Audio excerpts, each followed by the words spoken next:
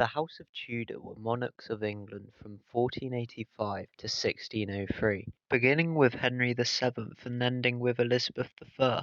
Their period on the throne saw some awful atrocities. In this video, I hope to explore which Tudor monarch was the worst. This does not completely count towards which monarch ran the country the best. More so, I'd like to look at which one was most morally bankrupt. The 5 monarchs accumulated a lot of terrible actions that are very interesting to investigate. I will rank each monarch on a scale from 1 to 5 and give each one a score for their evilness. By the end of the video, I will conclude as to which monarch was the worst. Henry VII became the first monarch of the Tudor house in 1485 after defeating Richard III at the Battle of Bosworth. Henry was regarded largely as a friendly and intelligent king and suffered with poor health, which caused him to look delicate. This meant that he was not seen as very threatening. His wife was Elizabeth of York, his third cousin.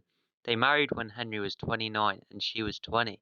Even by today's standards, the age difference is inoffensive. Despite his friendly demeanour, Henry adopted a harsh approach to governance to withhold his power. This was apparent in his use of execution, for which over 70,000 people have been estimated to have been put to death. Shockingly, one of his executed victims was his own wife, Elizabeth of York, after she was rumoured to try and overthrow her husband. He also executed many of his noblemen due to conspiracy, such as the Duke of Buckingham. He became paranoid over time and ended up imprisoning 2 of his own family members, his daughter Mary for adultery and nephew Charles Brandon for plotting against the king. Some historians have also speculated that Henry was the cause of the missing young son of King Edward IV, who disappeared in 1483 in a case known as the Princes in the Tower mystery. Although there is no valid evidence available, the reasoning for his accusation is that the princes had a stronger claim to the throne after Henry repeated the statute Titulus Regius that had previously invalidated Richard III's kingship. Henry VII died on the 21st of April 1509 after a long battle with tuberculosis, after reigning for 23 years. His 17-year-old son Henry was named the next king of England. Henry VII committed some unforgivable atrocities over his reign. His harsh approach regarding crime and punishment was especially evil. Despite this, he did what was needed to recover England after the Civil War, and did so effectively. Due to Henry VII being the first Tudor monarch, he can sit first and last on the evil Tudor ranking and gets a 6 out of 10 for evilness. Henry VIII is probably the most notorious Tudor ruler. He became King of England in 1509 at the age of 17. He soon asserted a ruthless reputation as he arrested and executed 2 of his father's most unpopular ministers. This was 2 days after his coronation. With a similar statistic to his father, it is estimated that Henry VIII executed up to 72,000 people across his reign. Soon after his accession to the throne, Henry married his older brother's widow, Catherine of Aragon, to seal a marital alliance between England and Spain. Henry and Catherine had a strange relationship that was heightened after the loss of multiple children. This included a son, Henry.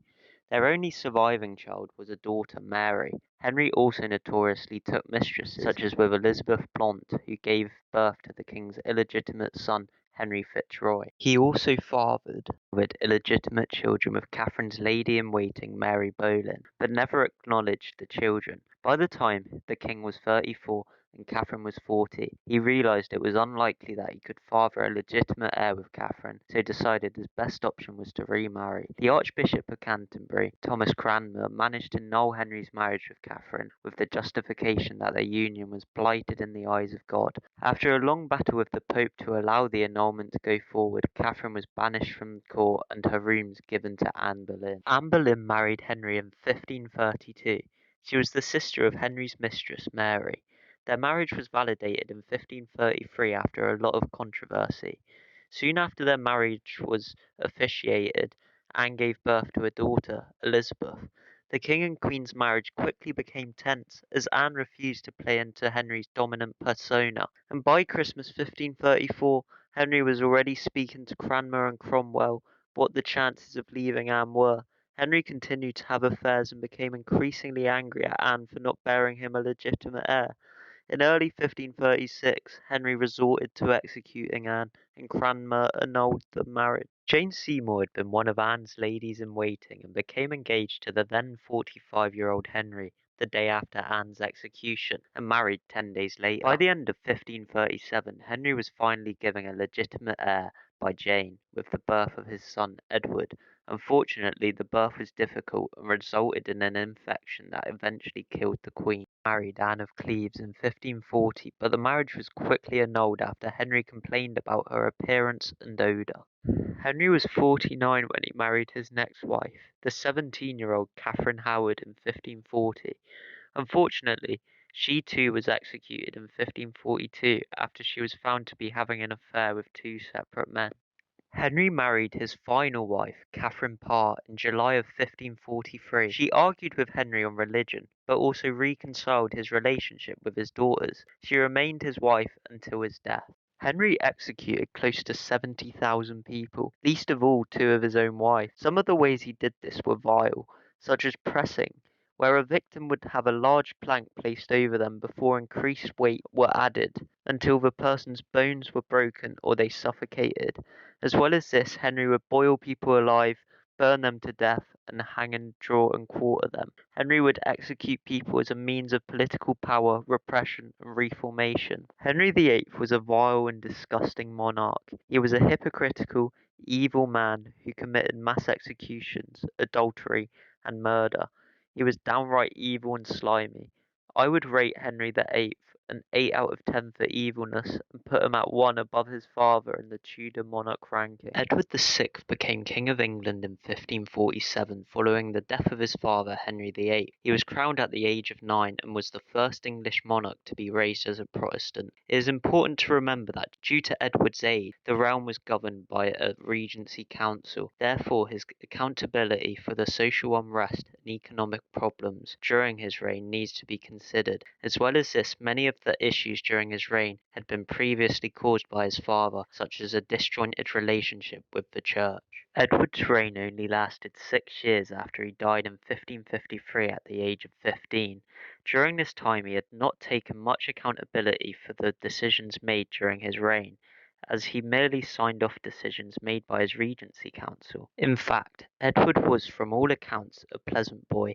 He was close with his sisters and legitimised their succession as monarch. Edward's regency council were 16 men who were named in Henry VIII's will to advise Edward's kingship until he turned 18. Of course, Edward never reached 18, therefore the rebellions that were caused by religious and agrarian grievances were not Edward's fault. His only possible cause was his strong Protestantism that ensued an obligatory reforming administration. Overall, Edward had such minor influence over regal decision-making that he cannot take accountability for any atrocities during his reign. In fact, his father left him with a lot of unrest that was not his fault. Therefore, Edward must be regarded as the least problematic Tudor monarch and gets a 2 out of 10 for evilness. Mary I became Queen of England in 1553. She was most well known for her ruthless efforts to reverse the English Reformation that her father had begun. This was something that Edward had feared, so originally planned to exclude her from the line of succession. He was disallowed. One of Mary's first actions as queen was to release multiple high-ranking Roman Catholics from imprisonment.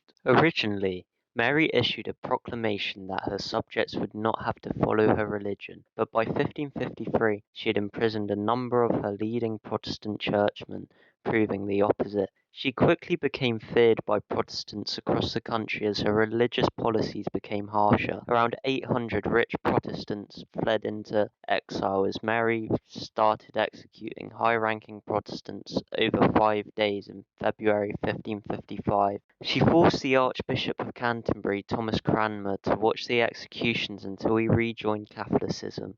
However, he too was burnt at the stake. She burnt 280 more Protestants, earning her the name Bloody Mary. She was married to King Philip II by 1554. He was the son of Mary's first cousin, Charles V, King of Spain. Mary hoped this relationship with Spain would secure England's safety. This was very controversial. The English people were not in favour of a foreign marriage, and France feared the alliance between Spain and England. Despite the backlash, she married the Spaniard anyway, and became Queen of Spain in 1556. Mary's overwhelming desire to bear an heir to stop her sister from taking the throne caused her to have a false pregnancy. This was when her menstruation stopped and she gained weight. At the revelation that the pregnancy was not real, Philip left England, leaving Mary heartbroken and depressed. Mary ruled for 5 years until her death in 1558. Before her death, she thought that she was pregnant again following a visit from her husband, but was wrong. She accepted Elizabeth as her heir, and she became weak and ill with ovarian cysts. Her life ended after an influenza epidemic in November 1558 at the age of 42. Mary's short rule of 5 years was the shortest that a Tudor monarch ruled. However, she still earned the name Bloody Mary. Her ruthless efforts for reformation were vile and disturbing. These actions have earned her the second spot on the Tudor ranking, just behind her father, and I will rank her as 7 out of 10 for evilness. Elizabeth I became Queen of England in 1558 at the age of 25, following the death of her sister Mary. She was the last and longest reigning Tudor monarch. The Elizabethan era was received with positive regard by the citizens of England. However, there was anxiety surrounding who she would marry and Catholic threats to her reign. Elizabeth was a Protestant but kept Catholic symbols and downplayed the role of Protestant masses to settle religious unrest. The biggest question surrounding Elizabeth was who and when she would marry, and despite many marriage offers and many courtships, she never did marry and remained childless throughout her reign. She was commonly depicted as a virgin despite many accusations of filthy lust, especially from Catholics. She was fearful of a French invasion and their help in the accession of her cousin Mary, Queen of Scots, to the throne. After a long political battle, Mary was imprisoned in Lochleven Castle and forced to abdicate in favour of her 1-year-old son James VI. Due to Mary's power, risings in the north became increasingly common from 1569. Elizabeth's reign was not all peaceful. She did punish many Catholic priests by imprisoning and executing them. However, it is debated whether this was solely for religion or more so for traitorous behaviour. The state used laws like recusancy acts to punish those who refused Anglican services. Elizabeth's military also harshly suppressed Irish rebellion, carrying out scorched earth tactics such as at the massacre of Mullaghmast, where a number of Irish clans were invited to a meeting but were instead killed. Elizabeth was also a leading pioneer of British colonialism. She used violence and conflict against indigenous people, especially with the help of Sir Walter Raleigh. She also supported attacks against Spanish powers, contributing to wider violence during the Anglo-Spanish conflict. Elizabeth passed away in 1603 at the age of 69, and she was replaced by James I after she refused to name a successor. Elizabeth's reign has been met with a complicated view, as across her long reign England seemed relatively prosperous despite multitudes of atrocities committed by the Queen. Across her reign she seemed a rather delicate and good ruler despite a lot of vile actions. It is important to compare her to her family in terms of length of reign. Her siblings reigned for almost half a century less than her, and her father and grandfather also for a considerably less amount of time. Therefore, it is important to account for how many atrocities her family would have committed if they ruled for 45 years. For this reason, I will place Elizabeth I at 4th on the Tudor ranking, just above her brother. As well as this, I will rate her a 5 out of 10 for evilness. Finally, it is time to conclude who I think was the worst Tudor monarch. None of the Tudors were completely morally sound, however, only one can be crowned the worst, and for me, that Tudor was Henry VIII. Despite strong competition, he was without any doubt the worst. Thank you for watching, and if you disagree with my opinion, please let me know in the comments. As well as that, subscribe if you enjoyed the video.